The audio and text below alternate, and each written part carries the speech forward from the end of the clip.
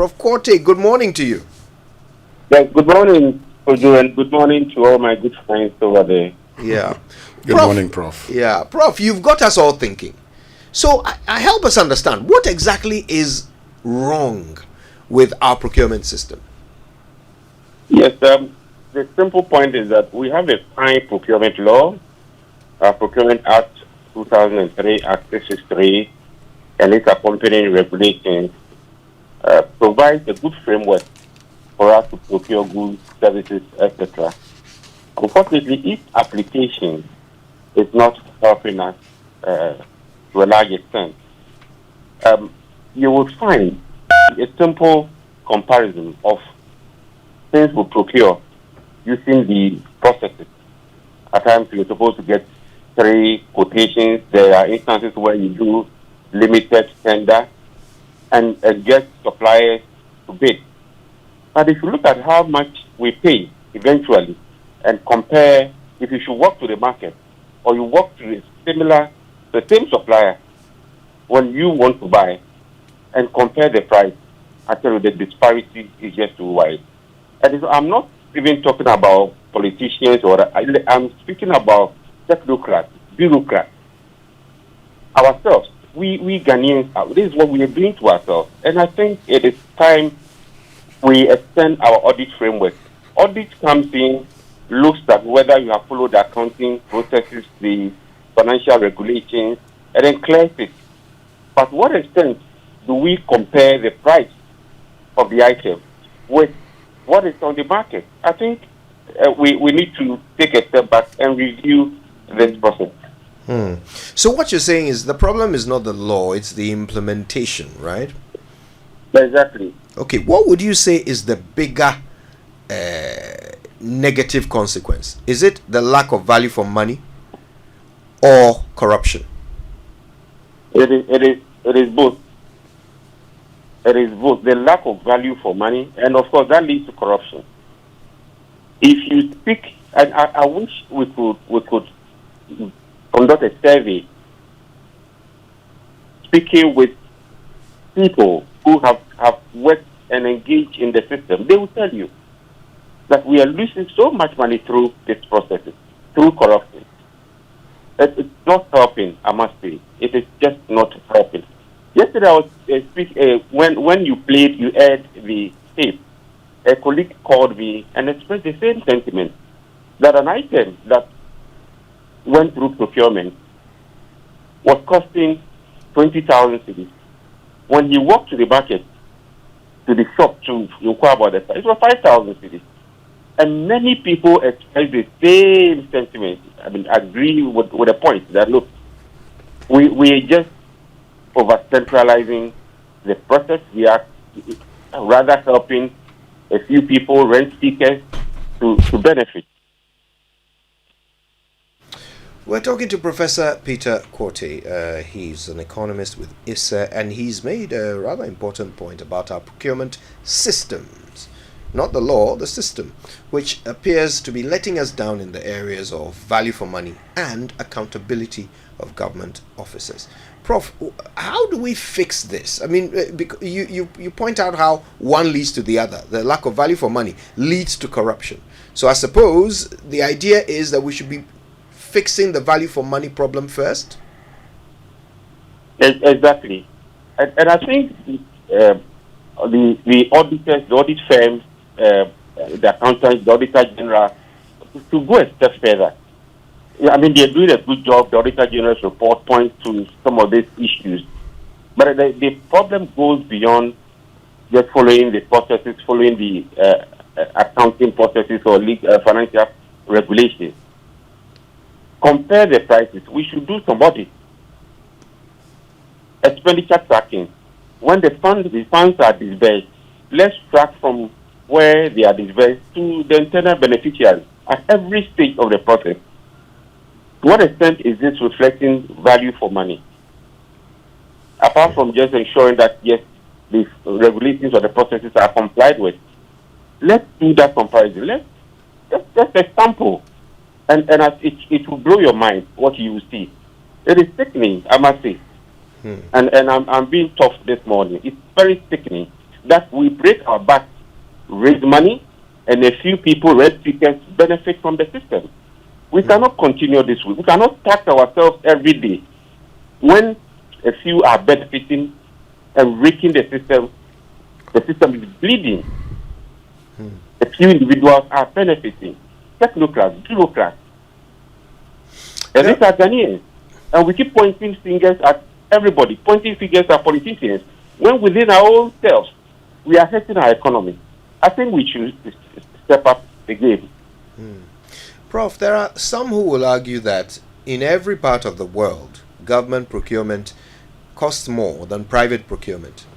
It just seems to be the way of things. Bureaucracy adds another layer of expense onto everything. I've watched a CNN story about how building a public place of convenience in a park cost about 3 or 4 times how much it would have cost physically if a private person was building it, just because it was government.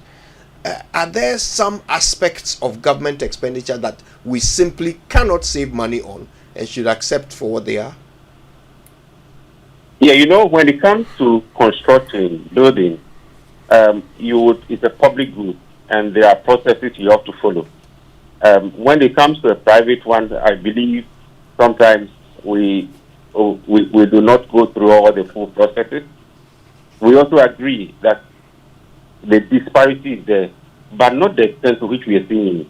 The disparity is just too huge. And what I'm talking about is not even about construction. It's about procurement of goods. It is goods and services, not even construction.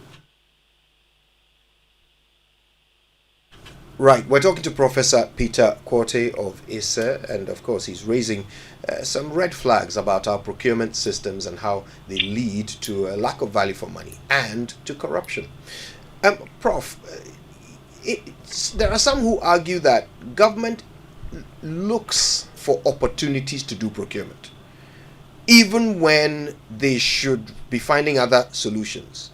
We know not so long ago, during COVID, the private sector built a hospital, several beds, and it cost them about 6 million to do so, compared to a project that was done by the government to build a hospital, which cost almost 10 times as much. Should government be getting out of the way so that the private sector can solve some of our problems and not always seek to use procurement to provide for what the public needs? Yes, you are very much right. I mean, when it comes to construction, the disparity is wide. However, most of the problem is caused by lack of funding. In our public procurement, when it comes to construction, it sometimes goes project extension, project variation. Anytime you delay, prices change. Look at how inflation has been increasing in Ghana. The exchange rate variation. So the more you delay, the more you pay for variation. And this is what is accounting for this problem. It is not about giving it to the private sector. I think the solution will be ensuring that you have the money, you have the funds before you embark on. You are sure of the funds. You are certainly going to get it before you do short cutting, before you engage in any construction. But oftentimes when we are not too clear, at times we get part of the funding and then we do short cutting and start. Then the process is delayed. There are even instances where even land has not been procured properly. As soon as we start, then there's litigation. Then we have to fight all of that and pay compensation before we even start the actual project. A year is gone. So the delay is what caused, in my view, some of this disparity. Apart from the fact that, yes, we see the difference between the private and the public when it comes to construction. Right. Prof, let's assume your phone rings after this conversation and government says, Prof, advise us, we want to fix our procurement system. What should step 1 be? Step 1 will be to go beyond the ordinary, the kind of auditing we are practicing. I think the auditors should go a step further. Once a while, when they come to audit, sample a few and compare with the market and see whether we are getting value for money. It won't take a lot of effort. Yes, I know auditing, they have auditing standards, things they are compliant, but these days auditing has moved on. Try and do value for money. Sample a few, check from the market, and be sure that we are paying the right price. Because I can tell you that sometimes, because we say we should get 3 limited tendering, so we get invoices from 3 sources, or we get 3 companies to bid.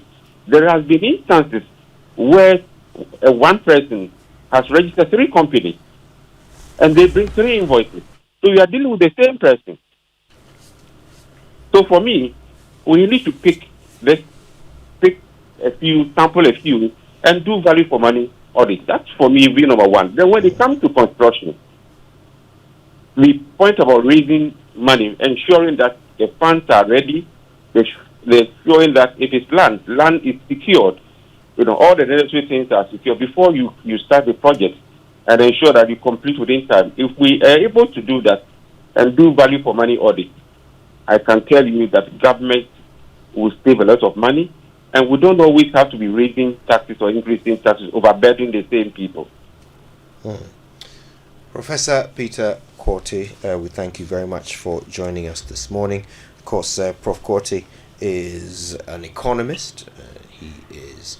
My pleasure. Yes, indeed. He's an economist and director of the Institute of Statistical, Social and Economic Research, raising very important points there about procurement and the loopholes that allow for its abuse. This is the second time in 2 days since yesterday that I've heard somebody raise the matter of rent seeking. I think, rent seekers. Yeah, in all fairness, the educated people in this country, they are the ones who do the procurement for the avoidance of doubt. They are the ones who are supposed to protect our resources because we have already invested in them. And they are the ones who are supposed to help us grow and develop as a country. Every turn, they fail us. How we can turn something that's supposed to be for proper procurement and ensuring that we get all the value from a process. So the idea of asking a pool of people to bring in their tenders is that we choose the very best one or the most appropriate one, or we go through the right process to get things done, and we don't do it haphazardly, so that we will not lose at the end of the day. So if we end up losing at the end of the day, the entire process becomes useless. So why do we put together such a wonderful system working elsewhere, but when it comes to the Ghanaian, it's as if we are wired differently, and we end up turning around something that's supposed to be for the good of everybody to the benefit of a few in a way that is so despicable. And this is plain stealing. We like using nice words for it. It's just thieves, low-level grassroots thieves who engage in this practice. But they end up being the ones that we mostly give wonderful things to, because they end up being the ones who take our money. Monies including ones that could have been used to pay for dialysis for Priscilla. And that's what we should not miss out on. That for every opportunity lost in some of these areas, we also have to pay for it. Yes, one way or the other. That's why we have big projects which cost very huge amounts and yet very little value. Do we have some time? Let me just do this. So, the head of, first of all, let's look at something. Entities would, submit their procurement plans for the year. I've just been checking the website of the Public Procurement Authority, and I've seen projects that are supposed to start, I beg your pardon, are supposed to come somewhere next year, and they're supposed to be single source. I'd ask myself the simple question: what's the emergency? Is it the same supplier? Is it restricted to one person? Are there exclusivity? And so, in that case, you'd have to go to that person. A problem with the law is the fact that today, when people do not seek the PPA's approval, they can go back and ratify it. Yes. That is a major problem with the law. Because what the law sought to prevent is the very thing we've gone through the back door to now use to aid. Okay? So, I mean, years ago I was doing a paper on procurement, and I realized that, look, when entities submit their procurement plans, unless there's an emergency, nothing should change. So you know, for instance, that these are the things that you're going to procure in the course of the year. How do you turn around and come back and say, oh, I'm going to go through this by single sourcing? The other problem is with the restricted tendering. And Professor Quartey has talked about, people using, registering, businesses. Look, I know there was an institution where auditors sometimes raise these concerns. Yeah. Value for money. They do some of these analysis Even the auditor and say you can't do this. I know an institution where the auditor went there and realized that one company was always bidding for contracts but was never winning. So he decided to call the company. What is happening? Now, when he called the company, the phone was picked by a little girl who said, oh, her father was taking his bath, and that once he comes back, he would inform him. Guess whom it was? The head of procurement of the institution. Oh my Christ. He is using another company to consistently bid for contracts, which he never wins. And so once he puts in a bid, another puts in a bid, then the preferred company will be given the contract. So that they can meet the standard. They can meet the standards. They obey the law. And you see, these are just a few examples of the ways in which we are abusing the system. And it's sad. Look, I've grown a certain sensitivity to listening to the news. Whenever I hear a story, there are certain things that certain words that as soon as I hear, I immediately ask myself, should we be paying more attention to this story or not? One of those words is procurement. Anytime I hear government is going to solve some problem of ours through procurement, I immediately start asking myself questions. Because let me tell you the truth. Procurement is the way through which corrupt officials benefit from their position. So if they are benefiting from the problem will never get solved. It will never get solved. I mean, why must there be single sourcing for cleaning contracts? Why must there be single sourcing for the provision of things like furniture, absolute computers, ordinary things that have several sources where you can very easily allow people in competition to bring the price down? Why must we be throwing our tax away when there are opportunities to save money and still get the job done? There was a time in this country that we did mass branding with money from the priority areas in oil money, which was meant for the railroads or one of those transport sectors. And we saw the mass branding was actually an emergency.